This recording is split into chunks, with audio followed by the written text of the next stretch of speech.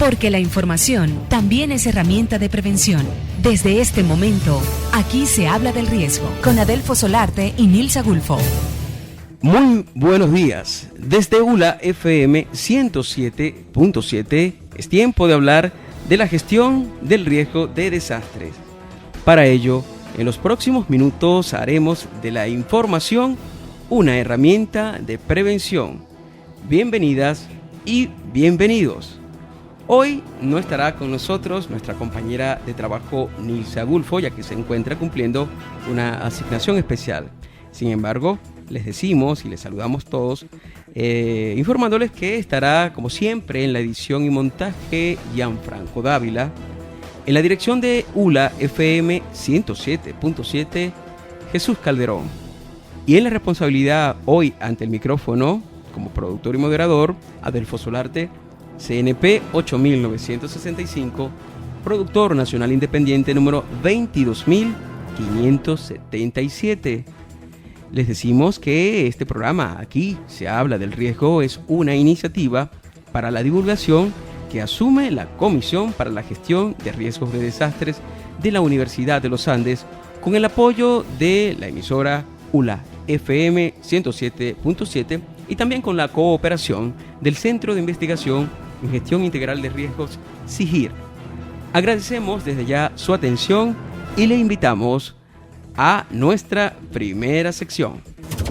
Ya nos pasó. Ya nos pasó es la sección donde hacemos memoria de algunos momentos de nuestra historia local e incluso mundial, con la idea de reconocer situaciones de desastres que pueden hacernos comprender y reconocer amenazas pasadas y presentes. Hoy nos vamos a referir al terremoto del estado Sucre del año 2010.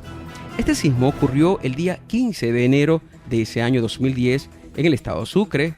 El episodio se presentó al noroeste de nuestro país, Venezuela, y tuvo una magnitud de 5.4, según informó la Fundación Nacional de Investigaciones Sismológicas Funvisis en ese momento. El movimiento telúrico se registró a la 1:30 de la tarde, hora local de Venezuela, con epicentro a unos 27 kilómetros de la ciudad de Carúpano y a 540 kilómetros al noroeste de Caracas. Tuvo una profundidad de 2.4 kilómetros, por lo que se puede decir que fue bastante superficial. El sismo también sacudió al vecino estado Anzoátegui. En ese momento, luego del primer sismo, la empresa Petróleos de Venezuela, PDVSA, procedió con la evacuación de los edificios administrativos ubicados en la ciudad de Cumaná para prevención de posibles derrumbes ante nuevos efectos de terremoto. Se sintieron también, minutos después, algunas réplicas. Los niveles de crudo, sin embargo, y gas natural en el oriente se mantuvieron normales, al igual que las actividades en las distintas instalaciones lacustres. Debemos recordar que este sismo produjo un total de 11 personas heridas, aunque fueron de manera leve. Todos fueron atendidos por personal médico local, según informó en ese momento Beltrán Velázquez, quien fungía de director de Protección Civil en el estado Sucre. También se reportaron daños materiales con grietas en algunas estructuras de algunas viviendas y el desplome de una casa en construcción en la localidad de Cariaco. Ya nos pasó, nos puede volver a pasar. Y ahora demos paso a nuestra próxima sección. Con los especialistas.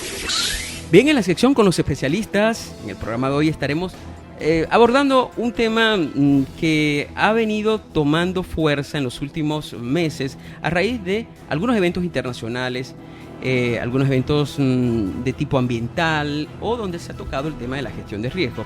Por eso el tema de hoy se refiere a la agresión ambiental como elemento desencadenante de desastres, y lo vamos a ver en dos contextos, tanto uno cercano, muy cercano a nosotros acá en Mérida, en el plano local, pero también luego, en una segunda parte de la conversación, vamos a abrir el foco y vamos a ver esto que está ocurriendo en el mundo con temas como el cambio climático y el calentamiento global.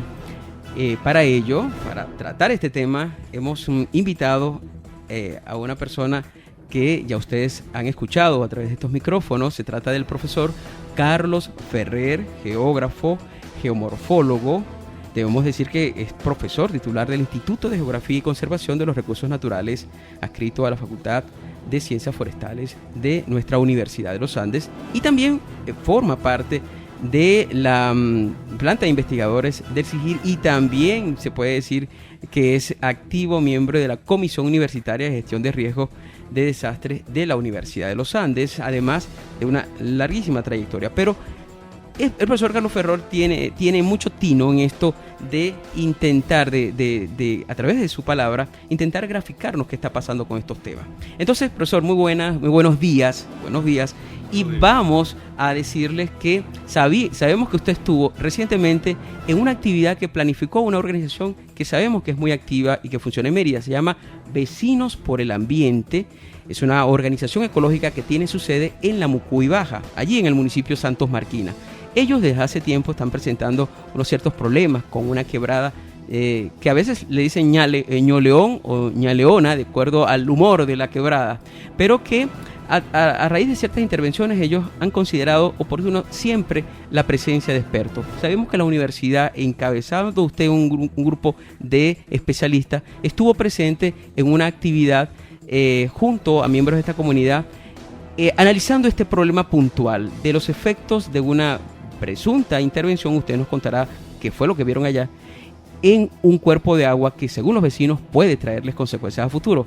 ¿Nos puede contar esa experiencia, profesor? Bueno, primero, chica, muchísimas gracias por la invitación. Buenos días. Encantado de estarte acompañando otra vez en tu programa. Bueno, gracias a usted. Mira, esa fue una experiencia interesante porque muchas veces se critica a la universidad que está desvinculada y divorciada de las comunidades. Y eso no es cierto, ¿no? Nosotros hemos tenido mucha oportunidad de asesorar a comunidades. Lo que pasa es que, claro, nosotros tenemos limitaciones de equipo, de recursos humanos y cantidades de cosas, ¿no? Por el estilo. Pero yo diría que en líneas generales, no solamente en el estado de Mérida, sino Trujillo y Táchira, las comunidades tienen muchísimos problemas y una sed increíble de conocer y de que les asesoren problemas que el sentido común les está indicando de que algo está pasando. Y claro, ojalá nosotros tuviéramos mayor potencial y mayor capacidad para dar siquiera la mitad de respuesta que la gente requiere. Claro. Esta fue una experiencia muy interesante. Bueno, yo aproveché y me llevé un equipo completo. Nos invitó la señora Patricia Jacome, que es realmente un motorcito, es una persona admirable. Sí, admirable. Personas como Patricia ahora se multiplicaron en todas las comunidades. No, imagínese usted cómo estuviéramos de bien. Estuviéramos bien, porque ella tiene mucho sentido de equilibrio y a veces, yo he participado a veces en asesorías en comunidades y me las he visto difícil porque, bueno, la gente a veces se pone un poquito terca. Sí, las pasiones pueden desbordarse. Las pasiones suelen desbordarse y arrollarlo a uno, como dicen. Bueno, claro. Patricia en principio me invitó a mí y yo logré conformar un equipo. Mira, ahí estaba Juan Carlos Rivero, que es el director del instituto y que vive ahí en la Mucuy Baja. Uh-huh. Aproveché y me llevé a Ada Moreno, que es ingeniero civil y especialista en hidráulica, a Rubén Ayala, que es ingeniero geólogo y trabaja con nosotros, a Alejandro Delgadillo, a mí mismo, que me fui yo. Sí, y tenemos un apoyo por ahí que nos embarcó, que fue Gustavo Páez, pero ese embarque no lo debe. No los debe. Sí. Bueno, mira, sí. La idea fue la siguiente, te voy a explicar muy corto qué fue lo que hicimos. Obviamente fue una visita muy rápida, hicimos algunas observaciones de campo y luego nos reunimos con los vecinos a darle una síntesis de lo que en ese momento nosotros habíamos observado. Luego ahora te echo el cuento que fue lo que vimos, uh-huh. Nos sentamos, pues elaboramos un informe, aprovechamos las fotografías estas que se obtuvieron con el helicóptero que nos prestó SEBIN. Yo no sé si tú te acuerdas, claro. Que dio motivo al foro. Fíjese, las fotos siguen dando utilidad. No, y seguirán dando pública. Utilidad. Si más bien, pero es bueno decirlo, profesor, que ese recorrido aéreo, fíjese la potencia que tiene como herramienta social y está ayudando a una comunidad a entender mejor sus procesos. Y solamente que hemos rasguñado claro. el material, está ahí todavía. Películas, no hemos tenido casi tiempo. Por cierto, muy interesante todo ese foro. Me hubiera gustado que hubiera sido un poquito más controversial, sí. Que la gente hubiese intervenido, hubiera peleado. La idea es eso, ¿no? Bueno, mira, entonces nosotros presentamos un informe, claro, como te comentaba, aprovechamos, vimos las imágenes tomadas del helicóptero. Luego Alejandro Delgadillo y Rubén Ayala fueron a campo nuevamente y tomaron otra cantidad de imágenes e hicimos un informe que creo que está bien sustentado. La idea general que eso fue un sábado en la tarde, por cierto, que después cayó un palo de agua. Después le cayó un palo de agua. No, nos salvamos, pero en la rayita. Saliendo sí. Fue que se presentó ese. Bueno, mira, déjame ver cómo te hago el resumen. Ciertamente ahí está una quebrada que la gente local la llama Ñoleón. No sabía lo del Ñoleona, yo me imagino como al decir que se pone brava, La relaciona con una fémina, por eso le dicen ñoleona, ¿no? Sí, bueno, eso nosotros somos como más tranquilos, ¿no? Pareciera que sí, cuando está tranquila es ñoleón y cuando se le bresta le dicen ñaleona.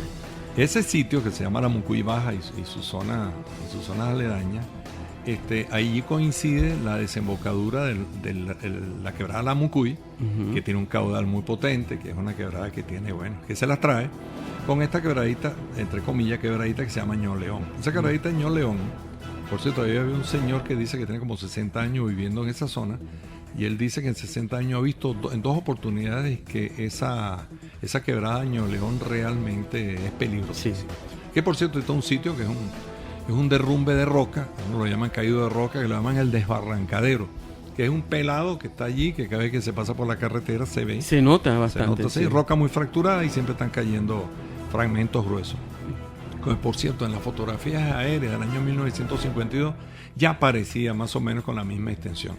De lo cual yo sospecho que debe ser un proceso natural. Sí, porque... En el año 1952, sí, no, y no hay todavía presencia humana por lo menos en los alrededores de... Por eso, todas las condiciones están dadas para que se produzca ese proceso, esos derrumbes y esa caída constante de material. Entonces, yo te decía que el sitio es... lo de la quebrada... Es un sitio de convergencia, me decía. Sí, se convergen esas 2 quebradas, pero te iba a decir en relación a Ñoleón. Chicos, Ñoleón tiene algo así, mira, Ñoleón nace aproximadamente como a los 4.100 metros. Realmente que está, pero altísimo. Y luego tiene una caída libre en muy poca distancia. O sea que prácticamente como si tuvieras, respetando un poco el ejemplo, como si tuvieras una pared completa, casi vertical, y tú pusieras una gota de agua, para que tú tengas una idea. Sí, va a caer cada vez que llueve ahí la cosa se complica.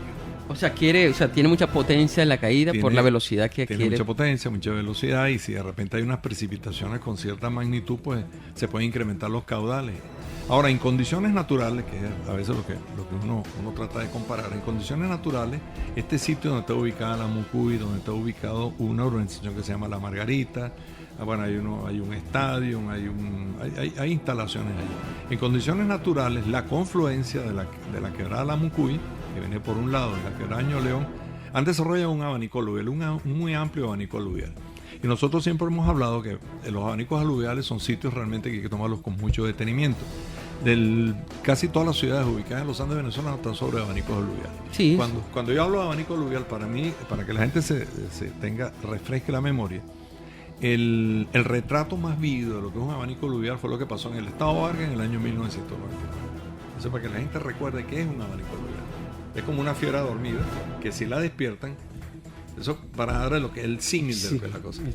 Entonces, bueno, en condiciones naturales, a los eventos asociados con los abanicos es que hay un evento de lluvia. Vamos a concentrarnos en lluvia y no hablemos de la parte sísmica porque nos complicamos la cosa.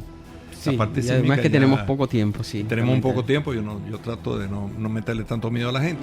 Entonces, solamente por agua, uno de los problemas es que los cauces se desplazan, se mueven en cierto sentido a lo largo de ese abanico. Entonces, ¿cuál es el problema? Tú me les ubicas casas y está la bomba de tiempo, que era lo que yo te lo quería decir. Mira, esa explotación de arena y grava allí, no controlada, es realmente un problema que hay que prestarle atención.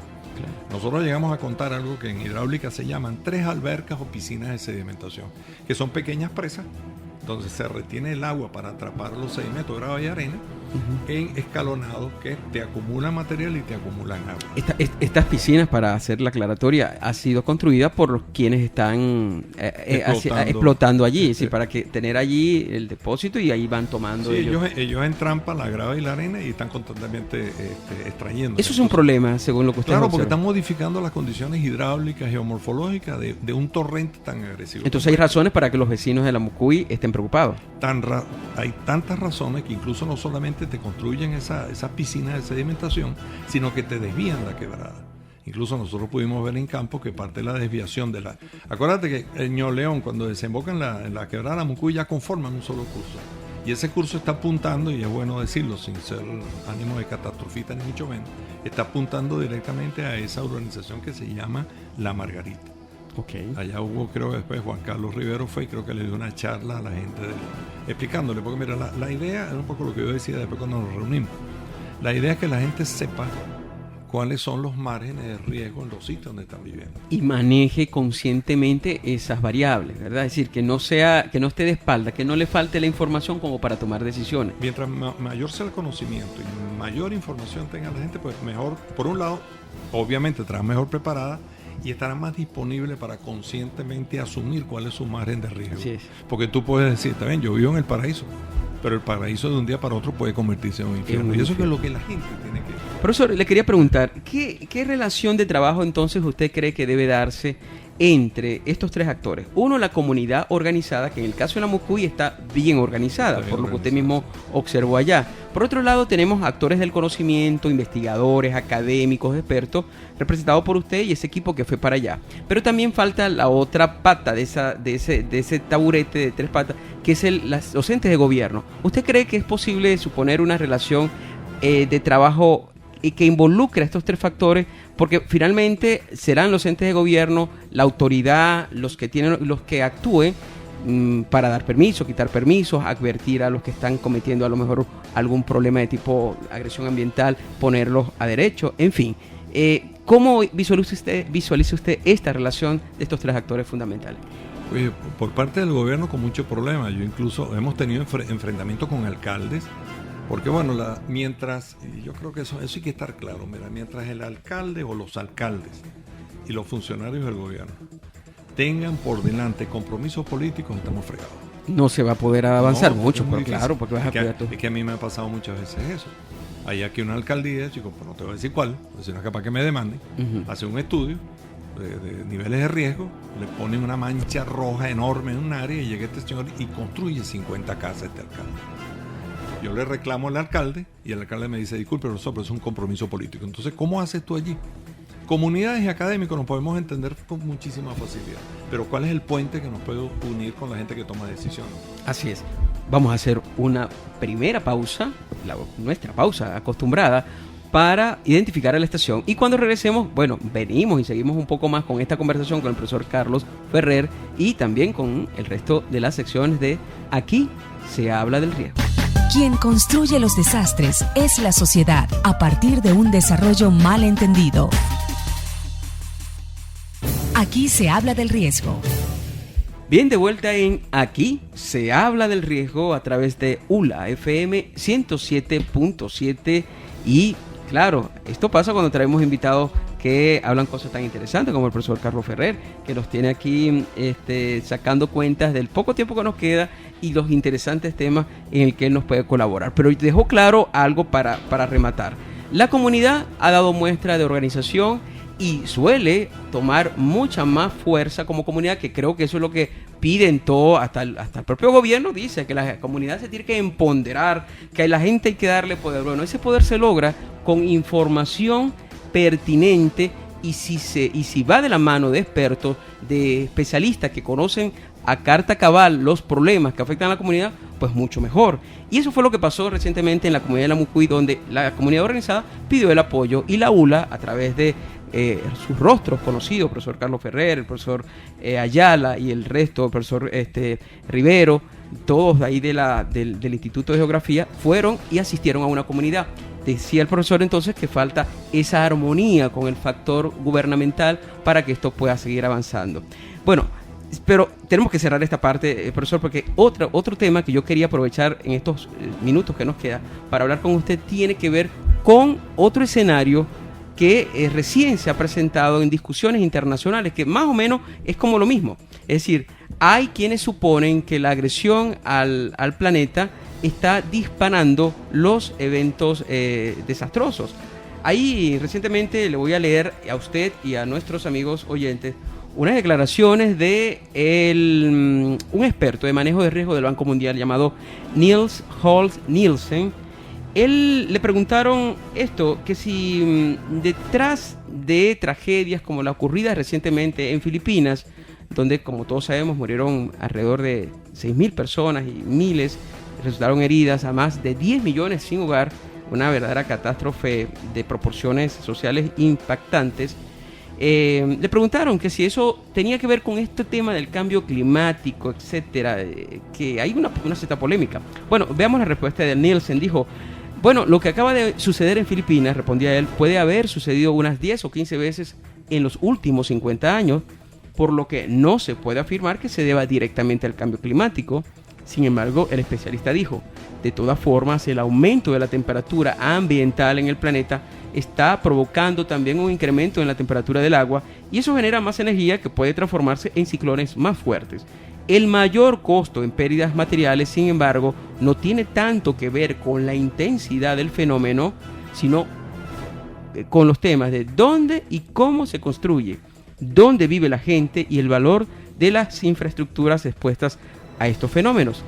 Usted como experto, ¿qué opinión le merece estas reflexiones de un tema tan polémico como el impacto del cambio climático en las ocurrencias de desastres?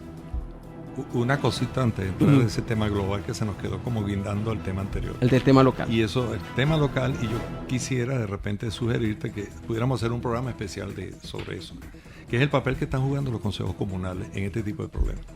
A veces los consejos comunales aceleran o pueden ser que tengan participación positiva, pero a veces tienen influencias políticas que lo que hacen es que no permitan ver el problema en toda su globalidad. Para cerrar el capítulo local, porque me parece que es extremadamente importante. ¿Cómo no? Dediquemos un programa al papel que están jugando las comunidades. Y sobre todo los consejos comunales. ¿Cómo no? Bueno, porque ya usted... aquí en la Mucuy se presentó un problemita con el consejo comunal. Y eso hay que saberlo manejar. Sí, también está de fondo eso. Sí, entonces lo trataremos. Ante el próximo desastre vamos a tratar de hablar bien sobre cuál es el papel. Mira, en relación a lo que me acabas de leer, este programa es tan interesante que uno salta de una cosa a otra, ¿no? Sí, lo que pasa es que queríamos aprovecharlo porque... No, tranquilo. Mira, esa opinión de Nielsen, que yo creo que saber quién es una opinión de un investigador serio. Mira, obviamente el cambio climático de alguna manera se está reflejando, se están derritiendo, se están deglaciando los polos, hay incrementos del nivel del mar en algunos sitios. Hay variaciones en el tiempo. Bueno, lo que está pasando aquí en los Andes venezolanos, está lloviendo cuando había sequía. Bueno. Ahora, sí. el problema, la pregunta central, estos megatifones, ese es el término técnico, tipo el que acaba de afectar a Filipinas, el mega huracán de Katrina que afectó allá al Golfo de México, las tormentas que han ocurrido en la costa caribe de México, son fenómenos naturales que alcanzan gran volumen. Ahora, sería muy poco serio mientras no tuviéramos mayor nivel de datos. Atribuir es la palabra que ando buscando. Atribuirle la presencia de esos grandes fenómenos al cambio climático. Necesitamos tener más datos. Mira, yo recuerdo una vez que me tocó escribir un artículo, no me acuerdo en qué revista, y buscando en los análisis históricos, buscando la información histórica, resulta que en el Imperio Romano, sobre todo el imperio de Occidente, Oriente duró como 1000 años, el Imperio de Occidente duró entre 700 y 800 años, y este es un dato muy interesante. Mira, el Imperio Romano, entre 700 y 800 años, tuvo 4 variaciones climáticas, 4. Ahí, fíjate, en un tiempo geológicamente relativamente muy corto. Claro. Hubo glaciaciones, hubo retroceso de los glaciares, hubo incremento del nivel marino, tiempo donde llovía, tiempo donde no llovía. O sea, en esa época decían que el clima estaba completamente loco. Incluso en la Edad Media, tú sabes que el retroceso de los glaciares ha sido un mecanismo casi constante desde hace 10.000 años. Los glaciares vienen retrocediendo. En la Edad Media, todos los glaciares de Europa empezaron a avanzar. Más bien. Es lo que se conoce como la pequeña edad y es lo que se reflejó aquí en los Andes venezolanos. ¿A dónde voy? Mira, la dinámica terrestre es tan complicada y tan compleja, cosa que no significa que el hombre está interviniendo en esos cambios. Claro, obviamente. Lo que no sabemos para dónde van esos cambios. Y es probable, sin pensar mucho en Hollywood, que si esos cambios, el calentamiento global, el incremento del dióxido de oxígeno, todo ese tipo de cosas. La deforestación. Obviamente, eso va a generar algún tiene que tener un tipo de cambio. Y esos cambios se van a reflejar incluso a nivel local. Sí. Recuerda, por ejemplo, date un caso.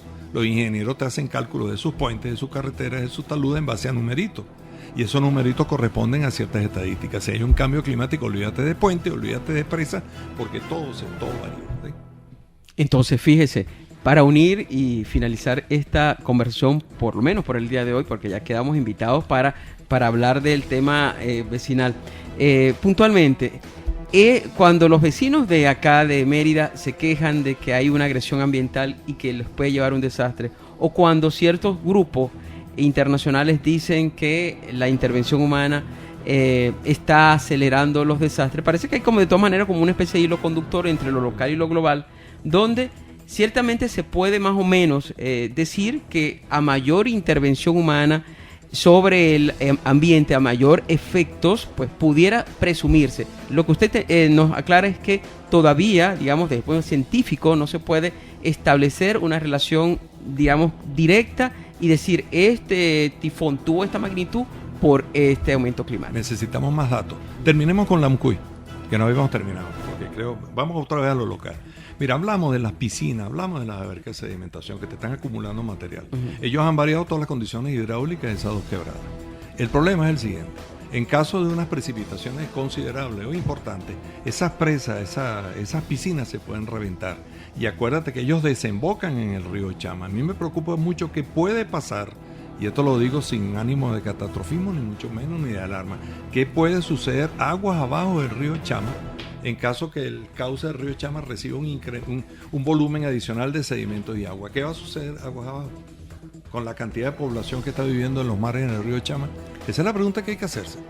Bueno, necesitamos más control de estas explotaciones, empezando por ahí. Bueno, esa pregunta la vamos a tratar de dilucidar un poco más adelante en una próxima conversación con el profesor Carlos Ferrer, porque ya el tiempo se nos vino encima. Parece increíble, ¿no? Pero así pasa el tiempo en los medios cuando se están hablando de temas interesantes. Queda el compromiso de una nueva conversación con el profesor y muy brevemente vamos a aprovechar estos últimos segundos, profesor, para leerles nuestra próxima sección.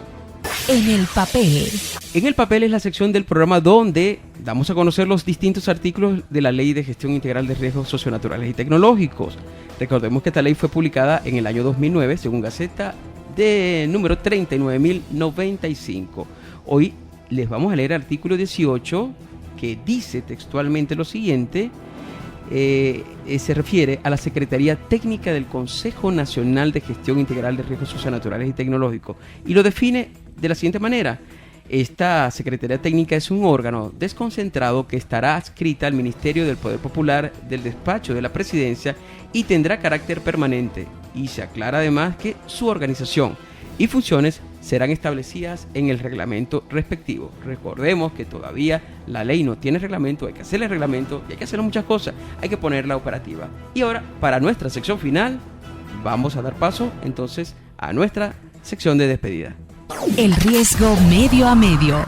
Bien, el riesgo medio a medio, una noticia muy puntual y muy rápida. Colombia recientemente está otra vez sufriendo fuertes lluvias. Ya tiene varios años Colombia, como desde el 2010, en una situación de lluvia intensa. Pero fíjense, nos llega la información de que hubo daños fuertes en Bogotá, en un sector llamado Asentamiento Humano Álvarez, en el municipio de Girón, muy cerca de Bogotá, y que estuvo lloviendo mucho, pero cuando los bomberos y los organismos de seguridad investigaron, se dieron cuenta de que un cerro había un proceso ahí de deslizamiento. No era por tanto por la lluvia, sino por las aguas residuales de las viviendas. Atención, cojamos este consejo entonces. Es decir, a veces nuestra permanencia en un suelo, en un terreno, puede acelerar o frenar los procesos si nosotros tenemos clara conciencia de que ciertas acciones, como por ejemplo arrojar directamente, descargar las aguas servidas sobre el terreno, eso lo debilita, y a veces no es tanto la lluvia la que se encarga de los problemas, sino nuestra intervención. Dicho esto, ya vamos dando la despedida, agradeciéndoles de verdad a estar en contacto con nosotros en Aquí se habla del riesgo. Decirles que hoy estuvieron trabajando con mucho gusto para ustedes Gianfranco Dávila en el control técnico, en edición y montaje, también en la dirección de ULA FM 107.7 Jesús Calderón, y en la responsabilidad del micrófono estuvo Adelfo Solarte, CNP 8965, PNI 22577. Este es un programa que surge por iniciativa de la Comisión para la Gestión de Riesgos de Desastre de la Universidad de los Andes, por supuesto con apoyo de ULA FM 107.7 y del CIGIR, el Centro de Investigación en Gestión Integral de Riesgo. En esta emisora hablamos del riesgo porque la información también es herramienta de prevención. Hasta la próxima. Aquí se habla del riesgo.